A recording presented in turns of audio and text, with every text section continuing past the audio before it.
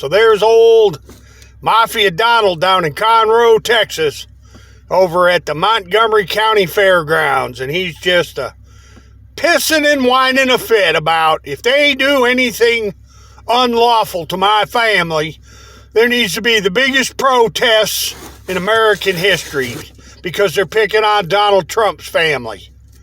Hey, Donald, what about all the other Americans that get the shaft from the government involving government corruption?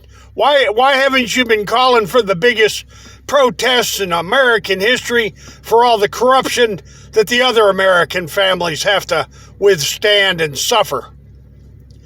Did you know, Donald Trump, Conroe, Texas is one of the most corrupt, stinking places in the world, old Montgomery County.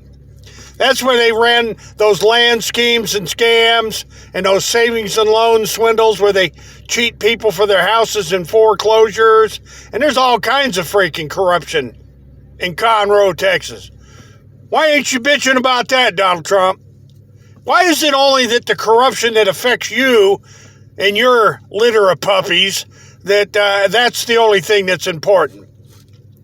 Why don't you explain that to the whole country, Donald Trump? And while you're at it, why don't you protest this Deutsche Bank and JP Morgan Chase and Credit Suisse that have so massively swindled the whole nation? What about all the crimes and the frauds that your financiers of your real estate empire have committed? Why ain't you calling for the biggest protests in the history of the world over that corruption, Donald Trump? Yeah, okay, there you go.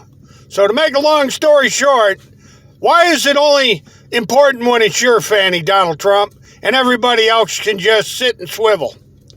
There's a question for the old the MAGA crowd there. Make America corrupt again? Come on, Donald Trump. There's all kinds of people being affected by corruption. Why aren't you protesting that? Calling for big protests about that, Donald Trump.